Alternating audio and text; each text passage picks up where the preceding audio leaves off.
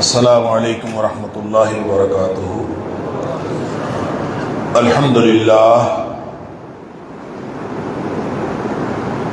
الحمدللہ وکفا وسلام علی عبادہ الذین اصطفیٰ۔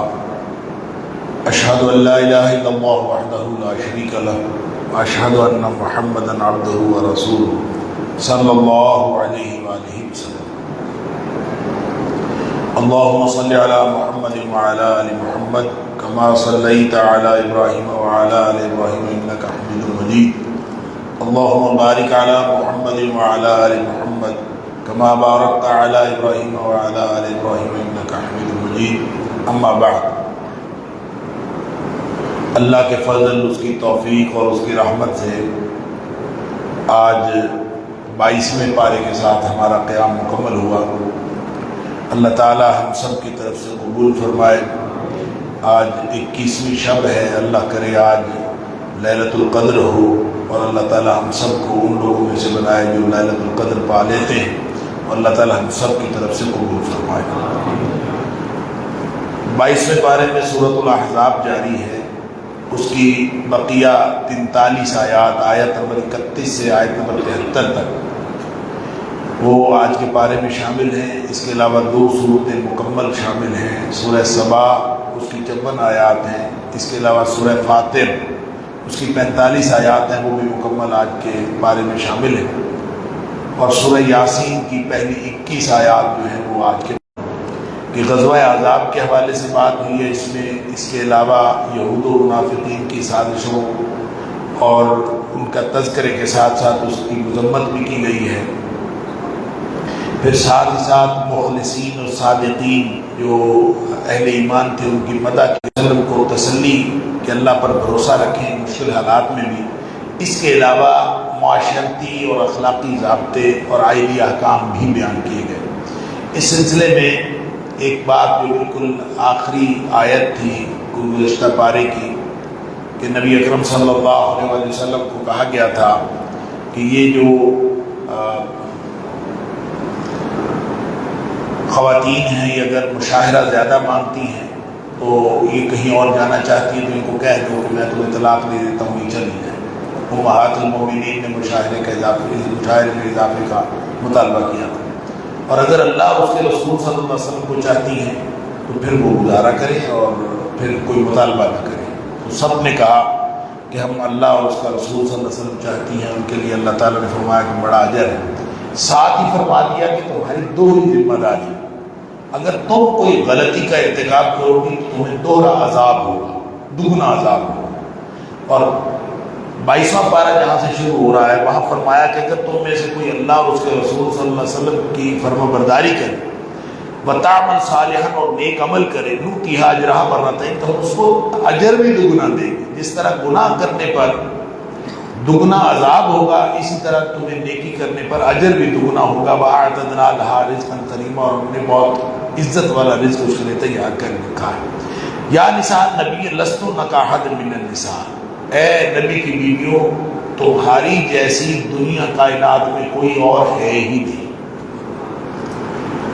ان اتقیتن، اگر تم اللہ سے ڈرتی رہو۔ اور آگے پھر اللہ کریم نے ازواج مطہرات کے ذریعے پوری امت کی عورتوں کو احکام دیے ہیں کہ ایک تو عبادت کرتی رہیں، تقوی اور پرہیزگاری اور اللہ اور اس کے رسول صلی اللہ علیہ وسلم کی فرمانبرداری اختیار کریں، اور عمل صالح اختیار کریں، گفتگو کے اندر احتیاط کیا کریں۔ فلا تخضعن بالقول فیطمع الذی فی قلبہ مرض وقلن قولا معروفا، جس کا کسی غیر محرم کے ساتھ بات ہو تو کھرے اور کھڑے لہجے میں بات ہونی چاہیے، یعنی ایسی بھی نرمی کے ساتھ بات نہیں کرنی کہ کہیں جو کہ جس کے دل میں بیماری ہے، وہ جس کے دل میں چور ہے وہ سمجھنا شروع کر دے کوئی اور بات ہے، کوئی معاملہ ہے، اپنے دل میں کوئی امید لگا دے۔ لہذا جب بھی کبھی غیر محرم کے ساتھ گفتگو ہو تو وہ انتہائی کھڑے اور کھرے لہجے میں ہونی چاہیے۔ وَقُلْنَ قَوْلًا مَعْرُوفًا، بالکل سیدھی سیدھی بات کیا کریں۔ گھروں میں ٹکی رہیں، کیونکہ عورت کا دائرہ کار جو ہے بنیادی طور پر گھر ہے۔ وَلَا تَبَرَّجْنَ تَبَرُّجَ الْجَاهِلِيَّةِ الْأُولَىٰ، اور اگر کبھی نکلنا پڑ جاتا ہے گھر سے تو پھر جاہلیت جیسا تبرج نہ کرتی پھر۔ جاہلیت جیسا تبرج یہ ہوتا ہے کہ وہ اپنی زینت کا اظہار نہ کرتی پھر، اور خاص طور پہ مفسرین نے لکھا ہے کہ جو طریقہ ہوتا تھا تبرج کا وہ یہ ہوتا تھا کہ خاتون اپنا زیور وغیرہ پہن لیتی تھی اور سر کے اوپر ایک کپڑا رکھ کے اس کو دونوں طرف لٹکا لیتی تھی تاکہ درمیان میں سے اس کا وہ جو زیور ہے اور اس کی زینت ہے وہ نظر آتی رہے. جو اس طرح کا جو بھی اظہار کریں تو وہ گویا تبرج جاہلیہ ہے، وہ جاہلیت کا تبرج ہے، اور اللہ کریم نے اس کو منع فرمایا ہے. اور جو خواتین اس طرح کا کام کرتی ہیں وہ حرام کام کرتی ہیں. وہ تو اس پرانی جاہلیت میں تو سر پہ دوپٹہ رکھ کے دونوں طرف لٹکا لیتی تھی. آج کی جو نئی جاہلیت ہے اس میں دوپٹہ اگلے رکھتے ہی نہیں، کتنے دوپٹے کی ضرورت ہی نہیں. اللہ تعالیٰ معاف فرمائے. واقعین الصلاۃ واقعین الزکوٰۃ واقعین اللہ و رسولہ، نماز قائم کرنے، زکوٰۃ ادا کیا کریں، اللہ اور اس کے رسول صلی اللہ علیہ وسلم کی اطاعت کریں. وَاذْكُرْنَ مَا يُتْلَىٰ فِي بُيُوتِكُنَّ مِنْ آيَاتِ اللَّهِ وَالْحِكْمَةِ، اپنے گھروں میں اس کا تذکرہ کرتی رہیں جو تمہارے گھروں میں پڑھا جاتا ہے اللہ کی آیات اور حکمت سے. حکمت سے مراد اللہ حدیث ہے، آیات اللہ سے مراد قرآن حکیم ہے. یہ گویا گھروں کے اندر قرآن اور حدیث کا درس دلواتی رہا کرو. اگر گھروں میں خواتین کے ہاں قرآن اور حدیث کا درس ہوتا رہے، تلاوت بھی ہوتی رہے، اس پر عمل بھی ہوتا رہے، تو اس کی بڑی طاقت ہے. اللہ تعالیٰ نے خواتین جو اہل خانہ ہوتی ہیں ان کی پڑھے ہوئے قرآن اور ان کی حدیث کے ساتھ عمل کی اتنی طاقت رکھی ہے کہ عمر فاروق رضی اللہ تعالیٰ عنہ جیسا شخص جو ہے وہ بھی ایک بہن کے قرآن پڑھنے سے مسلمان ہوا تھا. لہذا جو گھروں میں خواتین ہیں ان کو کتاب و سنت کی تعلیم کا بندوبست کرتے رہنا چاہیے.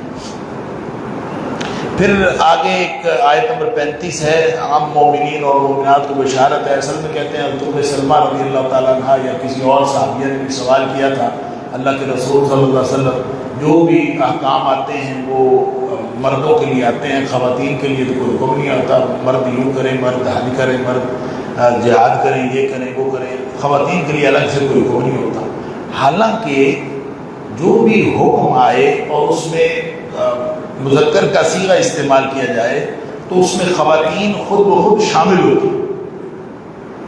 اور اگر خواتین کے کوئی الگ احکام ہو تو ان کا نام لے کے ذکر کر دیا جاتا ہے کہ یہ خواتین کے الگ احکام، وگرنہ وہ احکام کے اندر شامل ہوتے. لیکن چونکہ انہوں نے سوال کیا تھا اس لیے اللہ کریم نے اس کا جواب دیا کہ ان المسلمین والمسلمات والمؤمنین والمؤمنات والقانتین والقانتات، مسلمان مرد عورتیں، مومن مرد عورتیں، فرما بردار مرد عورتیں، صدقہ دینے والے مرد عورتیں، سچ بولنے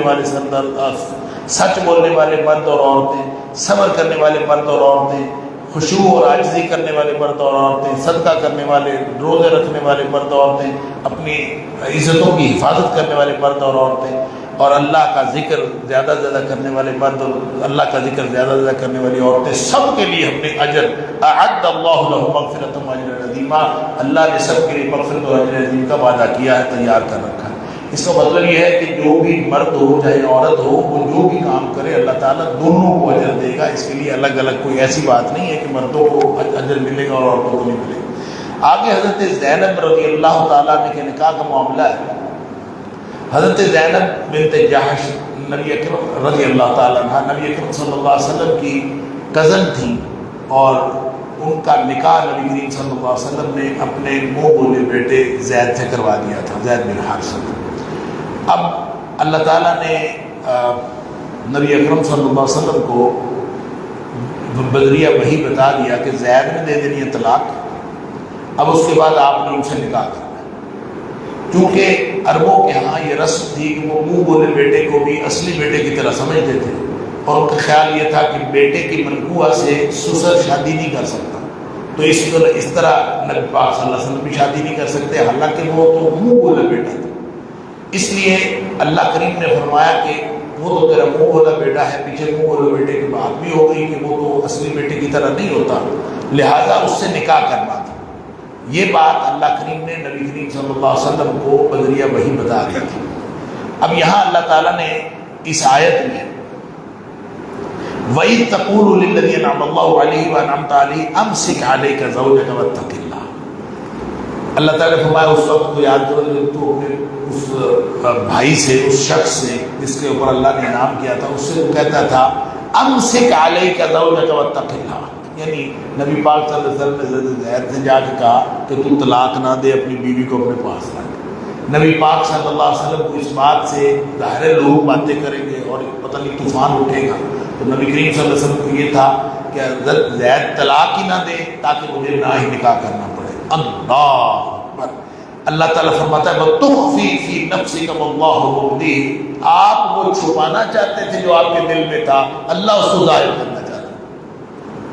اما عائشہ صدیقہ رضی اللہ تعالیٰ عنہ فرماتی ہیں وَلَوْ كَانَ مُحَمَّدًا صلی اللہ علیہ وسلم كَاتِمًا شَيْئًا بِمَا أَنزَلَ اللَّهُ عَلَيْهِ لَكَتَمَ هَذِهِ الْآيَةَ۔ اللہ، اور اگر نبی پاک صلی اللہ علیہ وسلم اللہ کی نازل کردہ آیات میں سے کوئی آیت چھپانا چاہتے تو یہ والی آیت چھپا، لیکن نبی پاک صلی اللہ علیہ وسلم نے کوئی چیز نہیں چھپائی، امت کے سامنے رکھ دی۔ سبحان اللہ۔ اس کے بعد حضرت زید کے ساتھ بہرحال وہ انہوں نے بالآخر فلما قضى زید منها وطرا زوجناکها لکی لا یکون علی المؤمنین حرج، اللہ تعالیٰ فرماتا ہے جب زید نے اپنا طلاق دے دی حضرت زینب کو تو ہم نے آپ کا نکاح ان کے ساتھ کر دیا، اور تاکہ یہ آئندہ اہل ایمان پر کوئی حرج نہ رہے، اس کا یہ منہ بولا بیٹا جو ہوتا ہے وہ اصلی بیٹا نہیں ہوتا، لہذا اس کی منقوہ جو ہے اس کو اس کے ساتھ نکاح کرنے میں کوئی حرج نہیں۔ فی ازواج ادعیاء اذا قضوا منهن وطرا، آئندہ قیامت تک کے لیے یہ قانون بن جائے، اور وکان امر اللہ مفعولا، اللہ کا کرنا ہو کر رہتا ہے۔ اچھا، اس سے کیونکہ اللہ تعالیٰ نے فرمایا زوجناکہا، ہم نے آپ کے ساتھ اس کا نکاح کیا ہے، اس لیے اکثر مفسرین کا خیال یہ ہے کہ حضرت زینب کا نکاح آسمانوں میں ہوا ہے، زمین پر ہوا ہی نہیں، یعنی وہیں آسمانوں میں نکاح ہوا ہے۔ اسی طرح حدیث میں آتا ہے کہ حضرت زینب دوسری امہات المومنین پر فخر کیا کرتی تھی کہ تم لوگوں کے نکاح یہاں ہوئے، میرا نکاح آسمانوں پہ ہوا، تو یہاں گویا نکاح ہوا ہی نہیں۔ اکثر مفسرین کا خیال یہ ہے کہ وہ جو ایجاب قبول یہاں نہیں ہوا، اللہ تعالیٰ نے اوپر ہی کر دیا تھا اور بس یہاں آگے وہ اس کی امپلیمنٹیشن ہوئی۔ یہ بات ہو سکتا ہے درست ہو، لیکن صحیح بات یہ ہے کہ کسی چیز کا تذکرہ نہ ہونا، وہ کہتے ہیں تذکرہ نہیں ہے کہ نکاح ہوا، آخر اس کا ذکر ہونا چاہیے تھا کہ اس طرح نکاح ہوا، فلاں نے پڑھایا، فلاں اس طرح مہر مقرر کیا، تو ایسا کوئی تذکرہ نہیں ہے۔ تو عدم تذکرہ جو ہے عدم وجود کی دلیل نہیں ہوتا، یعنی ضروری نہیں ہے کہ تذکرہ نہیں ہے تو پھر اس کا وجود ہی نہیں ہے۔ نکاح ہوا، ایک تو سیرت ابن ہشام کے اندر اس بات کا تذکرہ ہے کہ حضرت زینب کے بھائی ابو احمد بن جحش جو تھے انہوں نے نکاح پڑھایا تھا اور 400 درہم مہر مقرر کیا گیا، باقاعدہ تذکرہ بھی موجود ہے۔ اس لیے یہ کہنا کہ یہاں نکاح ہوا ہی نہیں، یعنی بڑا اعزاز تھا حضرت زینب کے لیے کہ اللہ تعالیٰ نے آسمان سے حکم دیا کہ اس کے ساتھ نکاح کرو، لیکن اس کا مطلب یہ نہیں ہے کہ یہاں پہ ایجاب قبول نہیں ہوا۔ احادیث کے اندر اور بھی اشارے ملتے ہیں باہر۔ اسی ضمن میں اللہ تعالیٰ فرماتا ہے ما کان محمد ابا احد من رجالکم ولکن رسول اللہ وخاتم النبیین، محمد کریم صلی اللہ علیہ وسلم تم میں سے کسی مردوں کے باپ ہے ہی نہیں۔ لوگوں نے جو پروپیگنڈا کیا تو اس کا جواب دیا کہ یہ کسی مرد کے باپ ہیں ہی نہیں، لہٰذا یہ پروپیگنڈا ہی غلط ہے۔ اور دوسری بات یہ کہ اللہ کے رسول ہیں اور نبوت کا اختتام کرنے والے ہیں، اس کے اوپر نبوت کا خاتمہ ہو جائے گا۔ اگر نبوت کا خاتمہ نہ ہونا ہوتا تو پھر شاید یہ رسم ابھی چلتی، کوئی اور آ کے اس کو ختم کر دیتا، تو اس رسم کا خاتمہ کرنا ضروری تھا، اس لیے اللہ کریم نے نبی اکرم صلی اللہ علیہ وسلم کے ذریعے اس رسم کو ختم کروایا۔ آگے نبی پاک صلی اللہ علیہ وسلم کے فضائل و امتیازات ہیں، اور پھر نکاح کے عمومی احکام، عدت وغیرہ کا تذکرہ ہے کہ اگر کوئی کسی کو نکاح کے بعد رخصتی سے قبل طلاق دے دے، ثم طلقتموهن من قبل ان تمسوهن فما لكم عليهن من عدة تعتدونها، کہ اگر کسی نے رخصتی سے پہلے نکاح ہوا ہے، رخصتی سے پہلے طلاق دے دی، اس کے اوپر کوئی عدت نہیں۔ اچھا، یہ طلاق اگر ہو جائے رخصتی سے پہلے تو اس کی تو عدت کوئی نہیں ہے، لیکن اگر رخصتی سے پہلے وفات ہو جائے شوہر کی، یعنی نکاح ہوا ہے اور شوہر کی وفات ہو جائے، اس کے لیے عدت بھی ہے اور اس کے لیے وراثت میں حصہ بھی ہے۔ یہ اللہ کریم نے یہ اصول بنایا ہوا ہے۔ اس لیے یہ نہیں سمجھنا چاہیے کہ طلاق یافتہ کیونکہ رخصتی سے قبل طلاق ہو جائے تو اس کی عدت کوئی نہیں ہوتی، اور بیوہ ہو جائے تو بھی عدت، بھی بیوہ ہوتی تو عدت ہوتی ہے۔ اس لیے یہ ہم خود حساب نہیں لگا سکتے۔ کچھ لوگ کہتے ہیں کہ عدت جو ہے یہ استبراء رحم کے لیے ہوتی ہے، تو جو بیچاری بیوہ ہو گئی اس کی استبراء رحم کہاں ہے؟ لہذا اللہ کے احکام کے بارے میں اپنی عقل نہیں دوڑانی چاہیے، سورۃ المائدہ میں اللہ فرماتا ہے ان اللہ یحکم ما یرید، اللہ جو حکم چاہتا ہے دیتا ہے، لہذا اس کے بارے میں اپنی عقل نہیں دوڑانی چاہیے۔ آگے نبی پاک صلی اللہ علیہ وسلم کے لیے خصوصی آئلی احکام ہیں کہ آپ صلی اللہ علیہ وسلم کے لیے 4 کی قید نہیں ہے، جتنی شادیاں کرنا چاہیں کر سکتے ہیں، غنیمت تقسیم کرنے سے پہلے اپنے لیے لونڈی کا انتخاب کر سکتے ہیں، پھوپھی خالہ چچا اور ماموں کی بیٹیاں آپ کے لیے نکاح کے لیے جائز ہیں، اگر کوئی عورت بلا مہر اپنے آپ کو آپ کے لیے ہبہ کرے تو اس کا آپ اپنے پاس رکھ لیں تو بھی جائز ہے۔ دیکھیں یہ نبی پاک صلی اللہ علیہ وسلم کو اللہ تعالیٰ کی طرف سے یہ خاص جو امتیازات تھے اور خاص آئلی احکام تھے۔ اس کے علاوہ فرمایا کہ بیویوں سے مساوات کرنا بھی ضروری نہیں ہے۔ نبی پاک صلی اللہ علیہ وسلم اگر ساری بیویوں کو ایک جیسا سلوک نہیں کرتے تو آپ صلی اللہ علیہ وسلم کے اوپر کوئی قدر نہیں ہے۔ یہ الگ بات ہے کہ نبی کریم صلی اللہ علیہ وسلم نے کبھی بھی ایسا نہیں کیا کہ مساوات نہ کی ہو، آپ ہمیشہ مساوات کرتے تھے، آپ نے ان اللہ تعالیٰ کی طرف سے دی ہوئی رعایتوں کا فائدہ نہیں اٹھایا۔ اور یہ جو ہبہ کرنے والی عورتیں ہیں، ایسا یہ کبھی نہیں ہوا کہ کسی عورت نے آپ کو ہبہ کیا، نبی پاک صلی اللہ علیہ وسلم کے بعد کے لیے جائز تھا کہ آپ بغیر مہر کے اس کو اپنے نکاح میں لے سکتے تھے، لیکن نبی پاک صلی اللہ علیہ وسلم نے کبھی بھی ایسا نہیں کیا، یعنی اس رعایت سے بھی فائدہ نہیں اٹھایا۔ آگے ایک حکم یہ دیا کہ یہ جو 9 بیویاں، اس وقت جب یہ حکم آیا تو اس وقت نبی پاک صلی اللہ علیہ وسلم کی 9 بیویاں تھیں، اور فرمایا لا یحل لک النساء من بعد، آج کے بعد آپ کے پاس جتنی بیویاں ہیں آپ نئی کسی بیوی سے نکاح نہیں کر سکتے، اور ساتھ یہ فرمایا کہ کوئی بیوی تبدیل بھی نہیں کر سکتے، یہ بھی نہیں کر سکتے کہ ایک کو طلاق دے کے اس کی جگہ دوسری لے آئے، یعنی جو 9 بیویاں رہ گئیں وہ امہات المومنین، ان کا اعزاز قیامت تک کے لیے قائم ہو گیا۔ اور یہ آیت تخییر کے بعد کہ ان کو جب اختیار دیا گیا تھا کہ مادی فوائد حاصل کرنے ہیں کہ اللہ اس کے رسول صلی اللہ علیہ وسلم کو حاصل کرنا ہے، انہوں نے چونکہ اللہ اور اس کے رسول صلی اللہ علیہ وسلم کا انتخاب کیا تو ان کو انعام کے طور پر اللہ کی طرف سے یہ دیا گیا۔ آگے پھر آداب دعوت ہیں۔ زینب رضی اللہ تعالیٰ عنہ کے ساتھ جب نبی پاک صلی اللہ علیہ وسلم کا نکاح ہوا تو آپ نے ولیمہ کیا تو لوگ آئے، کھانا شانا کھایا، کھانا کھا کے بیٹھے گپ شپ کرتے رہے اور بڑی دیر بیٹھے رہے، اٹھے ہی نہیں۔ نبی پاک صلی اللہ علیہ وسلم تھوڑی دیر بعد چکر لگا جائے بھی اٹھتے ہیں، وہ ابھی بیٹھے تھے تو نبی پاک صلی اللہ علیہ وسلم کو ظاہر ہے اللہ تعالیٰ فرماتا ہے فَيَسْتَحْيِي مِنْكُمْ ان ذالکم کان یؤذی النبی، اس سے نبی پاک صلی اللہ علیہ وسلم کو تکلیف ہوئی، وَيَسْتَحْيِي مِنْهُ، آپ سے شرما رہے تھے، نبی پاک صلی اللہ علیہ وسلم کچھ کہا نہیں۔ وَاللَّهُ لَا يَسْتَحْيِي مِنَ الْحَقِّ، اور اللہ حق بات کہنے سے نہیں شرماتا، لہذا اللہ تعالیٰ نے کہہ دیا کہ جب کوئی کھانا کھاؤ تو کھانا، پہلی تو بات ہے کھانا کوئی دعوت کرے نا تو آ کے پہلے ہی نہ بیٹھ جایا کرو انتظار کرنے کے لیے کہ کھانا پک رہا ہے، کھانا پک رہا ہے، کھانا پک رہا ہے، آ کے بیٹھ کے انتظار کرو، نہیں، کھانے کے وقت پہ آؤ اور کھانا کھاؤ۔ فَإِذَا طَعِمْتُمْ فَانتَشِرُوا، کھانا کھاؤ اور کھانا کھا کے چلے جاؤ۔ وَلَا مُسْتَأْنِسِينَ لِلْحَدِيث، خام خواہ گپ شپ کرنے کے لیے نہ بیٹھ جائے، یعنی باتوں کے رسیہ بن کے بیٹھ نہ جائے۔ آگے پھر ساتھ ہی پردے کا حکم آ گیا کہ آئندہ اس کے بعد وَإِذَا سَأَلْتُمُوهُنَّ مَتَاعًا فَاسْأَلُوهُنَّ مِنْ وَرَاءِ حجاب، آئندہ جو ہے کوئی کسی نے امہات المومنین سے کوئی چیز مانگنی تو پردے کے پیچھے سے مانگی، بس حجاب کا حکم آ گیا۔ ذَلِكَ أَطْهَرُ لِقُلُوبِكُمْ وَقُلُوبِهِنَّ، اللہ اکبر، اس چھوٹے سے فکرے کی گہرائی کو محسوس کریں۔ ذَلِكُمْ أَطْهَرُ لِقُلُوبِكُمْ وَقُلُوبِهِنَّ، یہ جو پردہ ہے نا، حجاب، یہ تمہارے دلوں کے لیے بھی اور ان خواتین کے دلوں کے لیے بھی پاکیزہ تر ہے، پاکیزگی کا ذریعہ۔ ان کو کہا جا رہا ہے صحابہ کرام، ان کو کہا جا رہا ہے امہات المومنین، جن سے زیادہ پاکیزہ مرد اور عورتیں روئے زمین پر نہیں تھیں، ان کو کہا جا رہا ہے کہ یہ جو پردہ کرنا ہے، حجاب کرنا، یہ پاکیزہ تر ہے، تمہارے دلوں کی پاکیزگی کے لیے ضروری ہے۔ ہم آج کل کے لوگ اس بات کی بولی ہیں، اٹھتے ہیں وہ کہتے ہیں یہ نظر کا پردہ ہوتا ہے، نظر کی حیا ہوتی ہے، یہ فلاں کی ہوتی ہے۔ اس دھرتی کی پاکیزہ ترین خواتین نے پردہ کیا ہے، اس سے زیادہ پاکیزہ اور کوئی ہو نہیں سکتا۔ آگے پھر ان لوگوں کا ذکر ہے جن سے پردے کی ضرورت نہیں ہے، اور پردے کے حکم کے بعد گھروں میں آنے جانے والوں کے بارے میں سوال کیا گیا کہ پردہ کریں یا نہ کریں، اس پر اللہ تعالیٰ نے فرما دیا کہ جو محرم رشتے ہیں ان سے پردہ کرنے کی ضرورت نہیں ہے۔ پھر نبی پاک صلی اللہ علیہ وسلم پر درود و سلام کا حکم ہے کہ نبی کریم صلی اللہ علیہ وسلم پر درود بھیجا کو، یا ایھا الذین آمنوا صلوا علیہ وسلموا تسلیما، اللہ کے رسول صلی اللہ علیہ وسلم پر درود بھیجا۔ درود بھیجنے کا مطلب ہوتا ہے رحمت کی دعا کرنا۔ جب صلو ہو نا تو اس کی نسبت جب اللہ کی طرف ہو تو اس کا مطلب ہوتا ہے اللہ رحمت نازل کرتا ہے یا فرشتوں میں تذکرہ کرتا ہے، اور اگر اس کی نسبت بندوں کی طرف ہو یا فرشتوں کی طرف ہو تو اس کا مطلب ہوتا ہے رحمت کی دعا کرنا. اللہ رحمتیں نازل کرتا ہے نبی پاک صلی اللہ علیہ وسلم اور فرشتے نبی پاک صلی اللہ علیہ وسلم کے لیے رحمت کی دعا کرتے ہیں.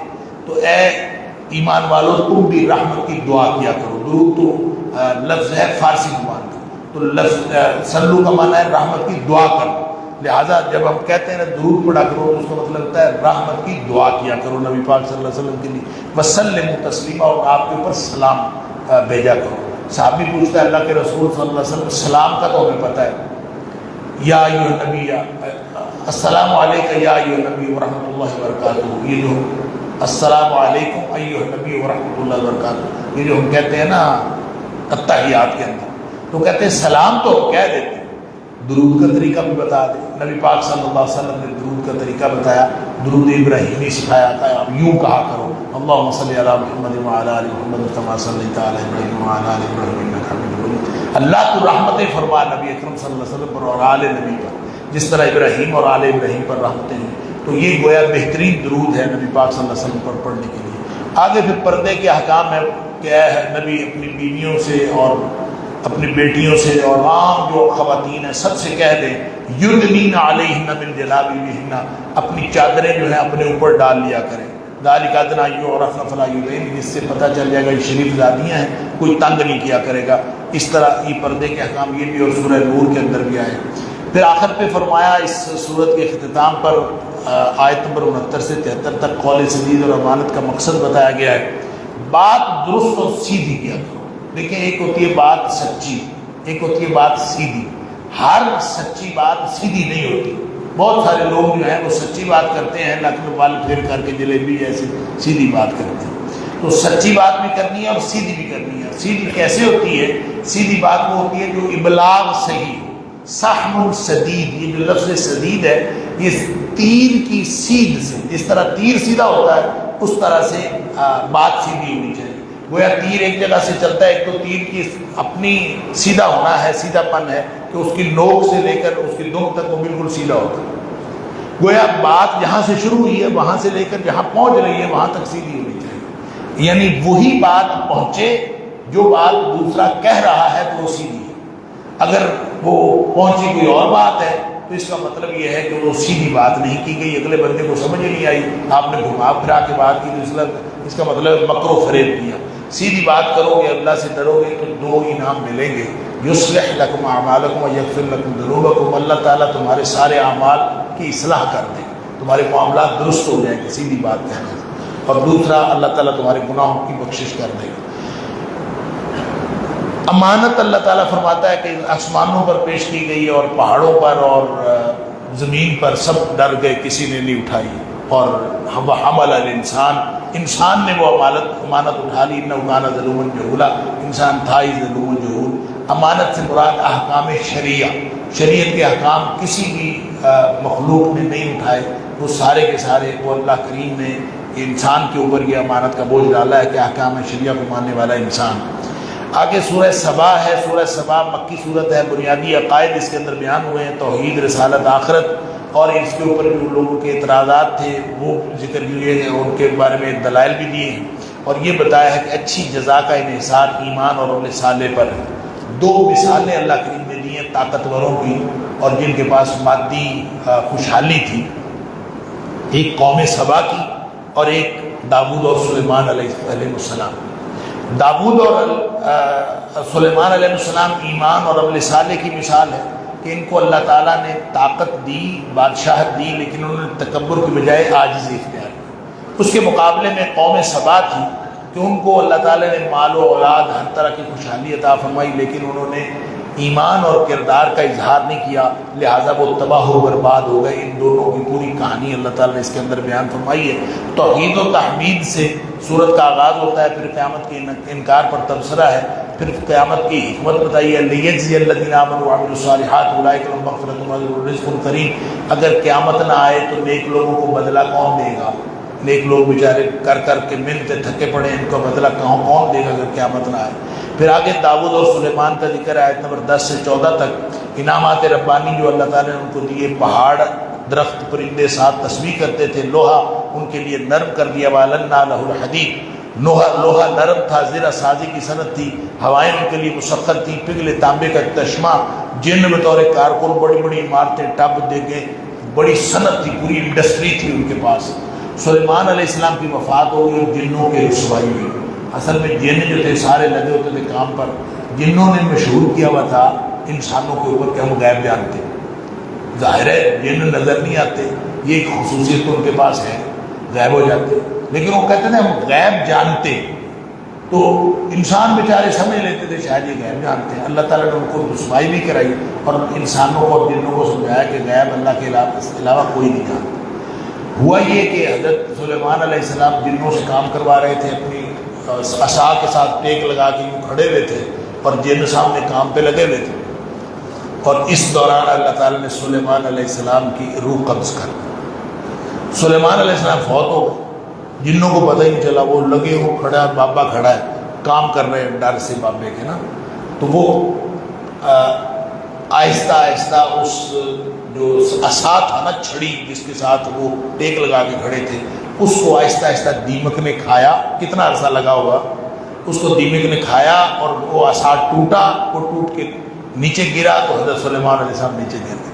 پھر ان کو پتہ چلا کہ تو عرصہ فلما قضینا علیہ الموت، اللہ تعالیٰ فرماتے ہیں جب ہم نے اس کی موت کا فیصلہ کریے، ما دلہ علی موت الا دابۃ الارض تاکل من ساعتہ، زمین کا کیڑا جو تھا اس نے جب اس کا کھایا عصا، پھر جا کے بولا فلما خر، جب وہ گرے تبینت الجن ان لو کانوا یعلمون الغیب ما لبثوا فی العذاب المہین، تو جنوں کو پتہ چلا غیب جانتے ہوتے نا تو یہ رسوائی کا عذاب ان کو نہ ملتا۔ بہرحال آگے قوم سبا کی سرسبزی و شادابی کا تذکرہ ہے کہ قوم سبا کو اللہ تعالیٰ نے اتنی نعمتیں دی تھیں۔ لقد کان لسبا فی مساکن آیۃ جنتان عن یمین و شمال، یعنی باغ تھے، دائیں باغ اور بائیں باغ، کلوا من رزق ربکم واشکروا لہ بلدۃ طیبہ، ایسی کوئی خوبصورت بستی تھی، ایسا شاندار، کہتے ہیں کہ مکھی مچھر بھی کوئی نہیں تھا، ایسا اللہ تعالیٰ نے ان کو نعمتیں دی تھی۔ ورب غفور، بخشش والا رب بھی۔ فاعرضوا فارسلنا علیہم سیل العرم، ان لوگوں نے پھر اللہ تعالیٰ کی نافرمانیاں کی، اللہ فرماتا ہے ہم ان کے اوپر سیلاب بھیج دیا۔ اللہ، سیل العرم یعنی ایسا سیلاب بھیجا، سخت بند کا سیلاب تھا، بند ٹوٹ گیا۔ وہ کون سا بند تھا؟ تاریخی طور پر کہتے ہیں سد معارب تھا، ایک بند تھا جس میں وہ پانی کو روکا ہوا تھا، دونوں طرف اس کے باغات تھے، 300 مربع میل، اور معارب دارالحکومت تھا، صنعاء سے 60 میل مشرق میں، سطح سمندر سے 390 فٹ اوپر تھا۔ کہتے ہیں کہ بہرحال یہ ٹوٹا اور اس سے بڑی تباہی آئی، اور اہل علم کہتے ہیں کہ 542 عیسوی میں یہ عذاب آیا تھا اور یہ بالآخر ٹوٹ گیا اور سارا کچھ تباہ و برباد ہو گیا۔ اور پھر اس کی جگہ وہ جو خوبصورت باغات تھے اس کی جگہ جھاڑ جھنکار نے لے لی اور کچھ بھی باقی نہ بچا، کانٹے اور خاردار جھاڑیاں رہ گئیں اور کچھ بھی نہ بچا۔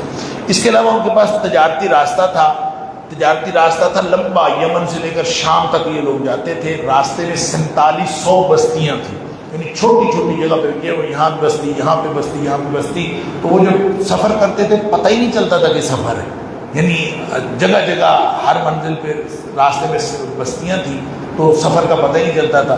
تو انہوں نے نا اللہ سے دعا کی، ربنا باعد بین اصفائنا، اے پاگل یعنی بدھو تھے، اللہ سے دعا کرتے ہیں اللہ یہ اس سفر کا مزہ ہی نہیں آتا، یہ جگہ جگہ پہ بستیاں آ جاتی، ہمارا سفر لمبا کر دے، یعنی سفر ایسا ہو جس میں مشقتیں اٹھانی پڑے۔ اللہ فرماتا ہے وَظَلَمُوا أَنفُسَهُمْ، انہوں نے اپنے آپ پر ظلم کیا۔ بالآخر پھر تباہی و بربادی ہوئی اور سرسبزی و شادابی کی جگہ جھاڑ جھنکار، کانٹے، پرخطر سفر کی جو خواہش تھی ان کی، کہ ایسے ہی تھا جیسے بنی اسرائیل نے کہا تھا نا من سلوہ آپ نے نہیں کھانا، ہمیں جو ہے وہ سبزیاں چاہیے، تو اللہ تعالیٰ نے کہا تھا فلاں بستی چلے جو جا کے اگاؤ تو کھاؤ، وہ من سلوہ ختم ہو گیا۔ بہرحال آگے پھر اللہ تعالیٰ نے دلائل توحید دیے ہیں، فرمایا قُلِ ادعوا الَّذِينَ زَعَمْتُمْ، ان معبودوں کو پکارو جو جن کا تم سمجھتے ہو کہ تمہارا فائدہ کر سکتے ہیں۔ سفارش بھی اللہ کے یہاں بغیر اجازت کے نہیں ہو سکتی۔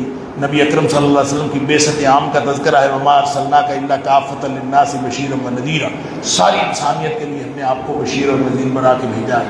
فرمایا قیامت والے دن کمزور اور متکبرین یہ آپس میں مکالمہ کریں گے، وہ کہیں گے تم نے ہمیں گمراہ کیا، وہ کہیں گے ہم نے تو کوئی نہیں گمراہ کیا، لولا انتم لکنا مؤمنین، تم نہ ہوتے، یعنی چھوٹے جو جنہوں نے بڑے لوگوں کے پیچھے لگ کے گمراہی اختیار کی، وہ کہیں گے تم نے ہمیں گمراہ کیا تھا۔ وقال الذين استكبروا للذين استضعفوا انحن صددناكم عن الهدى، وہ کہیں گے ہم نے کون سا روکا تھا ہدایت کی طرف جانے کے لیے، تم خود ہی رکے، بل کنتم مجرمین، تم خود ہی مجرم تھے۔ آپس میں ان کا یہ مکالمہ ہوگا اور بالآخر اللہ تعالیٰ دونوں کو عذاب ہوگا، اور دونوں وجعلنا الاغلال فی اعناق الذین کفروا، اور ان کے جو ہے وہ جکڑ کے جہنم کے اندر ڈال دیا جائے گا۔ اللہ تعالیٰ معاف فرمائے۔ پھر فرمایا کہ ہمیشہ اہل ثروت سردار جو ہے وہ نبیوں کو جھٹلاتے ہیں۔ وقال مترفیہا انا بما ارسلتم بکافرون، کفار کا ایک شبہ ہے، وہ کہتے ہیں ہمارے پاس اتنی مال، اور قالوا نحن اکثر اموال واولاد وما نحن بمعذبین، وہ نا لگاتے ہیں اندازہ کہ ہمارے پاس اولاد بھی زیادہ ہے، ہمارے پاس مال بھی زیادہ، ہم خوشحال ہیں، تو ہمیں قیامت والے دن بھی عذاب کوئی نہیں ہوگا، وہ اس سے حساب لگاتے ہیں۔ اللہ تعالیٰ فرماتا ہے ان ربی یبسط الرزق لمن یشاء ویقدر ولکن اکثر الناس لا یعلمون، دنیا کا جو رزق کا اضافہ یا کمی، اس کا اصول اور ہے، یہ لوگوں کو پتہ نہیں، اور مال و اولاد جو ہے یہ اللہ کے تقرب کی وجہ نہیں ہے۔ وما اموالکم ولا اولادکم بالتي تقربکم عندنا زلفیٰ، یہ کمی اللہ کے قریب نہیں کرتے مال اور اولاد، الا من آمن وعمل صالحا، ایمان اور عمل صالح وہ قریب کرتے ہیں۔ آگے پھر بعد النصیحت آیت نمبر 46 سے 48 تک کہ ضد چھوڑ دو، اس لیے اکیلے یا مل کر سوچو، کوئی جنون نہیں ہے نبی پاک صلی اللہ علیہ وسلم کو، اجر بھی نہیں مانگتا، عذاب سے ڈر جاؤ، اور عذاب دیکھ کر ایمان کا اظہار کریں گے قیامت والے دن اس کا فائدہ نہیں ہوگا۔ اللہ تعالیٰ فرماتا ہے کہ یہاں ابھی موقع ہے، اور اس وقت موقع کو غنیمت جانو اور اس سے فائدہ اٹھا لو، اور اللہ کے رسول صلی اللہ علیہ وسلم پر ایمان کا اظہار کر دو۔ آگے سورہ فاطر ہے، سورہ فاطر مکی صورت ہے، اس میں دلائل توحید و رسالت، اور جیسے سورہ سبا کے اندر دنیاوی نعمتوں کا ذکر تھا، اس میں دنیا کی نعمتوں کے ساتھ ساتھ آخرت کی نعمتوں کا ذکر بھی ہے۔ کہتے ہیں الحمد سے شروع ہونے والی یہ 5ویں اور آخری صورت ہے، سورۃ الفاتحہ، سورۃ الانعام، سورہ کہف، سبا اور فاطر، یہ ساری الحمد سے شروع ہوتی ہیں۔ مرکزی مضمون اس کا یہ ہے کہ قانون جزا و سزا کو سمجھو کہ توحید و آخرت پر ایمان لاؤ، وگرنہ وقت مقرر پر ہلاک کر دیے جاؤ گے۔ اللہ کی تحمید و توحید کے دلائل سے آغاز ہے قرآن کا، اس صورت کا، اور پھر فرمایا وہ فرشتے اس کے کارندے ہیں، 200 400 600 پروں والے پرندے، پروں والے فرشتے، ان کے پر ہیں 200، فرمایا کہ اولی اجنحۃ مثنی و ثلاث و رباع، کسی کے 200 پر ہیں، کسی کے 300 پر ہے، کسی کے 400 پر ہے۔ اللہ اکبر۔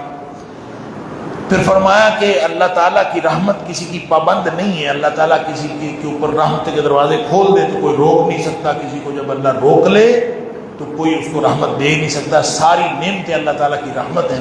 شیطان دھوکے باز ہے، وہ کہیں تمہیں دھوکے میں مبتلا نہ کر دے۔ آگے آیت نمبر 9 سے 18 تک دلائل توحید ہیں، اور تمام اعمال کا نتیجہ اللہ کے ہاتھ میں، اور مراحل تخلیق پر غور کرو، اور الگ الگ میٹھے کھارے چشمے نہیں دیکھتے پانی کے، آدھا ملح وجاج، ایک جو ہے وہ آدھا عذب الفرات سائغ شراب ہو، ایک میٹھے پانی کا چشمہ ہے جس کا پانی بڑا مزیدار ہوتا ہے، اور دوسرا پانی ہے کڑوا اور کھارا، وہ پیا نہیں جاتا، لیکن جب آپ دیکھتے ہیں تو تازے پانی میں وہ جو میٹھا پانی ہے اس میں سے مچھلیاں نکلتی ہیں، اور کھارے پانی سے مچھلیاں نکلتی ہیں، یہ اللہ تعالیٰ کی نعمت ہے۔ وَتَرَى الْفُلْكَ فِيهَا مَوَاخِرَ، کشتیاں دونوں میں چلتی ہیں، اور یہ دونوں میں سے زیور بھی نکلتے ہیں، اور یہ سب کچھ اس لیے اللہ کو تشکرون، تاکہ تم اللہ کا شکر کرو۔ پھر فرمایا دن رات سورج چاند سارے تمہارے فائدے کے لیے بنائے، کل یجری لاجل مسمى، سب اللہ تعالیٰ کے حکم سے چلتے ہیں، اور تم سب اللہ کے سامنے فقیر ہو۔ یا ایھا الناس انتم الفقراء الی اللہ، تم سب اللہ کے سامنے فقیر ہو، واللہ هو الغنی الحمید، اور اللہ تعالیٰ غنی ہے اور تعریف کیا گیا۔ فرمایا قیامت والے دن برائیوں کا وزن ہر شخص خود اٹھائے گا، کسی دوسرے نے اس کا ولا تازر وازرۃ وزر اخری، کسی دوسرے نے اس کی برائیوں کا وزن نہیں اٹھانا۔ کوئی وَإِن تَدْعُ مُثْقَلَةٌ إِلَىٰ حِمْلِهَا، کوئی بلائے گا بھی آؤ یار میرا وزن ہی اٹھا لو، کسی نے آگے وزن قیامت والے دن نہیں اٹھانا۔ دو مختلف انجام ہیں. اہل ایمان کا انجام جنت ہے اور جو اہل کفر ہے ان کا انجام جہنم ہے. جیسے اندھا اور بینا برابر نہیں ہو سکتے، اندھیرا اور روشنی برابر نہیں ہو سکتے، سایہ اور دھوپ برابر نہیں ہو سکتے، زندہ اور مردہ برابر نہیں ہو سکتے، اسی طرح ایمان والا اور یعنی نیک اور بد وہ برابر نہیں ہو سکتے. فرمایا ہر امت میں ڈرانے والا آیا ہے، اور نیک لوگ جو تجارت کرتے ہیں نا وہ کبھی ان کو نقصان نہیں دیتی. نیک لوگوں کی تجارت کیا ہے؟ انما یخشی اللہ من عبادہ العلماء، جو علم رکھتے ہیں وہ اللہ سے ڈرتے ہیں، بس یہی تجارت. اور پھر اس کے بعد ان الذین یتلون کتاب اللہ کی کتاب کو جو پڑھتے ہیں اور نماز قائم کرتے ہیں، وانفقوا مما رزقناہم، وہ جو کچھ ہم نے دیا ہے اس کو خرچ کرتے ہیں، سرا وعلانیہ، چھپ کے بھی اور سب کے سامنے بھی. یرجون تجارتا لن تبور، یہ ان کی تجارت جو ہے کبھی نقصان نہیں دیتی. کہ جو اللہ کا خوف رکھنے والے، کتاب کی تلاوت کرنے والے، نماز قائم کرنے والے اور صدقہ خیرات کرنے والے، ان کو اللہ تعالیٰ ہمیشگی کی جنت عطا فرمائے گا، جس میں سونے چاندی کے کنگن ہوں گے، ریشم کا لباس ہوگا، نہ مشقت ہوگی نہ تھکاوٹ ہوگی. اللہ کا شکر کریں گے. اللہ تعالیٰ ہم سب کو بھی جنتیوں میں سے بنائے. آگے جہنمیوں کا ذکر ہے. جہنم کے اندر چیخیں گے، چلائیں گے، اللہ اکبر. نہ ان کو موت آئے گی، نہ عذاب میں کمی ہوگی. کہیں گے کہ دوبارہ یہ عمل نہیں کریں گے، ہمیں ایک دفعہ نکال دے. کہا جائے گا کہ عمر نہیں دی تھی تمہیں، دنیا میں عمر نہیں ملی تھی. اللہ اولم نعمرکم ما یتذکر فیہ، کبھی تمہیں عمر نہیں ملی تھی تو اتنی عمر گزار کے آئے ہو، اس میں نصیحت پکڑ لیتے.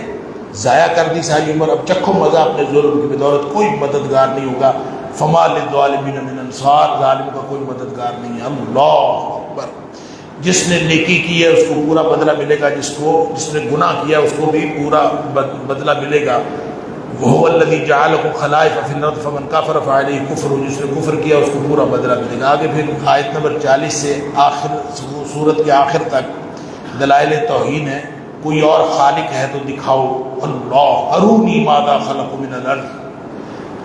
بندگی کا حق صرف خالق کا ہے. اللہ فرماتا ہے کہ جن کی تم بندگی کرتے ہو وہ جو دکھاؤ تو صحیح، انہوں نے کچھ پیدا کیا جب پیدا کرتے ہی نہیں. ام لہم شرک فی السماوات، یا پھر زمین و آسمان میں کوئی ان کی کوئی حصہ ہے ان کا؟ کیا تمہارے پاس دلیل کیا ہے؟ اللہ، یا انہوں نے آسمان کو گرنے سے بچا رکھا ہے؟ مہلت سے فائدہ اٹھا لو اگر اللہ تعالیٰ فوری پکڑ دے. اللہ تعالیٰ نہیں پکڑ رہا، شکر کرو اللہ کا. وَلَوْ يُؤَاخِذُ اللَّهُ النَّاسَ بِمَا كَسَبُوا، جس طرح کے کرتوت ہے نا لوگوں کے، اگر اللہ پکڑ لے، ما ترک علی ظہرہا من دابۃ، روئے زمین پر کوئی جاندار تمہیں چلتا ہوا نظر نہ آئے، اتنا عذاب آئے اللہ کا. تو اللہ عذاب نہیں دے رہا، اس مہلت سے فائدہ اٹھا لو. اس نے مہلت دی ہوئی ہے. اللہ تعالی ہم سب کو مہلت سے فائدہ اٹھانے کی توفیق عطا فرمائے. سورہ یاسین ہے آگے. یہ بھی مکی صورت ہے، جلالی صورت ہے. اللہ اکبر. اس میں ایسے لگتا ہے کہ جیسے حجت تمام ہو گئی اور معاندین کے لیے ہدایت کے دروازے بند ہو گئے. اللہ اکبر.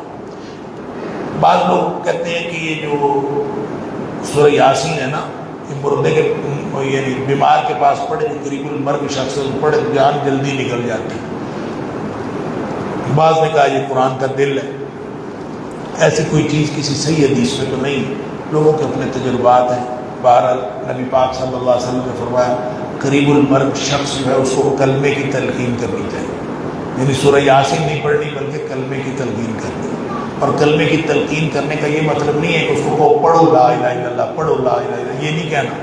کبھی بھی جو شخص قریب المرگ ہو اس کو یہ نہیں کہتے کہ لا الہ الا اللہ پڑھو، بلکہ اس کے ساتھ پڑھتے ہیں، اس کے کان کے قریب کر کے لا الہ الا اللہ لا الہ الا اللہ پڑھتے جاتے ہیں تاکہ اس کی زبان بھی آپ کے ساتھ پڑھے. یہ ہے تلقین. تو اگر اس نے پڑھ دیا من کان آخر کلامہ لا الہ الا اللہ فدخل الجنہ، جس کا آخری کلام لا الہ الا اللہ ہو گیا وہ جنت میں داخل ہو گئے. لہذا کلمے کی تلقین کرنی ہے. سورہ یاسین پڑھنا یہ تو لوگوں نے بنایا ہوا ہے، واللہ اعلم. اس میں عقیدہ آخرت کے عقلی دلائل ہیں. عقیدہ توحید کی مضبوطی ہے، وحی و نبوت کی صداقت، ایک مرد مومن کا تذکرہ اور عقیدہ آخرت. اللہ اکبر. فرمایا گیا ہے کہ بے اختیار معبودوں کو چھوڑ کر اللہ کی قدرت پر ایمان لے آؤ. اس سلسلے میں فرمایا کہ جو قیامت والے دن جب اللہ کے سامنے آؤ گے ایک فرشتہ انا نحن نحیی الموتى ونکتب ما قدموا وآثارهم، تمام ریکارڈ جو ہے نا اس اللہ کے سامنے پیش ہوگا اللہ، لہذا اس دن کے لیے تیار ہو جاؤ۔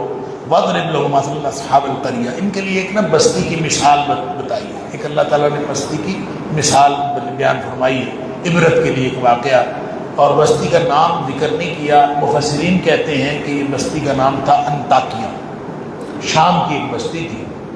بہرحال اس میں اللہ تعالیٰ نے 2 اکٹھے نبی بھیجے، اور جب 2 نبیوں کو بھی انہوں نے نہیں مانا تو ایک تیسرا اور بھیج دیا، فَأَرْسَلْنَا بِثَالِثٍ، تیسرا ایک اور بھیج دیا۔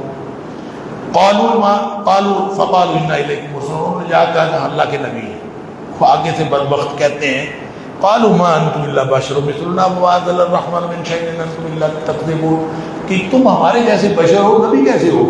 تمہارے اندر کوئی خصوصیت تو ہے کوئی، لہذا ہم نہیں تم مانتے، ہمیں سمجھ آتی ہے تم جھوٹے ہو۔ 3 نبی یکے بعد دیگرے آئے اور بستی والوں نے تینوں کو جھٹلا دیا اور کہا کہ تم جھوٹے ہو۔ اللہ، اب انہوں نے آگے سے دلیل پتہ کیا دی؟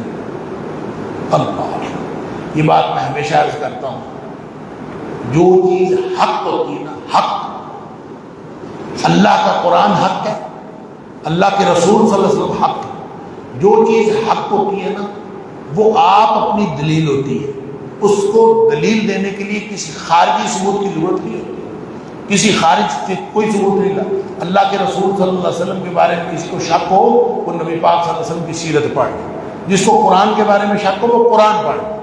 اب نبیوں کو 3 نبیوں کو جھٹلائے جا رہے ہیں کہ جناب آپ جھوٹے ہیں، انہوں نے آگے سے دلیل کیا دی؟ کہتے ہیں قالوا ربنا یعلم انا الیکم لمرسلون، ہمارا رب جانتا ہے کہ ہم رسول ہیں اور یہ کافی ہے کہ ہمارا رب جانتا ہے، بس اتنا ہی کافی ہے۔ اللہ اکبر، وما علینا الا البلاغ المبین، ہمارے ذمہ تو صرف پہنچا دینا ہے۔ اور پھر آگے سے وہ کہنے لگے کہ ہمیں لگتا ہے کہ تمہاری نوست چھا گئی ہے، ہماری فصلیں، ہماری اس طرح کی چیزیں، ہماری بستی کے اوپر کافی نوست چھا گئی، انہوں نے تم یہاں سے نہ نکلے تو ہم تمہیں رجم کر دیں گے، تمہیں عذاب دیں گے۔ قالوا طائرکم معکم، کا نوست تمہاری اپنی ہے۔